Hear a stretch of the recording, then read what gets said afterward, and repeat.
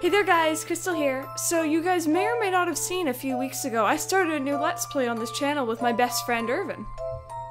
Bioshock isn't really my usual type of game, but I'm really enjoying it now that I'm learning about it. But here's the thing that I think maybe one of you guys can help us figure out.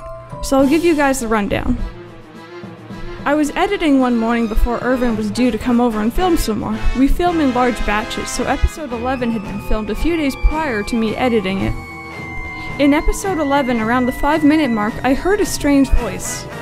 So I get to this section, and upon hearing it, I did the undoubtedly adult thing. I texted Irvin and told him to hurry up and get here because I was scared. Irvin gets here and then we start to investigate. We first removed the game audio to ensure it was actually from the game and not from our mic. Thank heavens it wasn't. I don't need any paranormal shit, thank you very much. Then we listened to just the game audio and sure enough, it was in there. Now, unless you know Bioshock, this might not seem that weird. Here's the thing, there was only 3 people in this immediate area. Our character, an enemy splicer, and a Big Daddy. Our character is essentially mute apart from the beginning of the game. This enemy splicer was a certain type which we had seen before and had an entirely different voice from the one we had just heard then. As far as we know, all splicers of the same model just use the same voice actor. Potato chips. Who's talking? Oh. Come here. Who's that? And the Big Daddy. And we had to Google this, cannot talk. I'll show you guys the clip in question. Where are you, big guy? Who said that? No, this clip has not been distorted in any way. There are only 2 modifications to it. The first is the obvious text overlay we use for generally funny situations. The second was that once I noticed this in my editing and showed it to Irvin, he suggested to bump up the volume for just that section so we could hear better. What makes this so weird is that I simply asked a question and almost seemed to get a reply.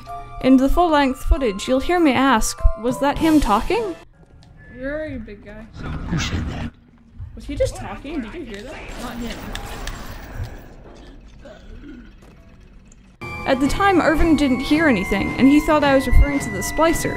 Well, in fact, I was asking about the Big Daddy, because I could tell that wasn't this guy's voice.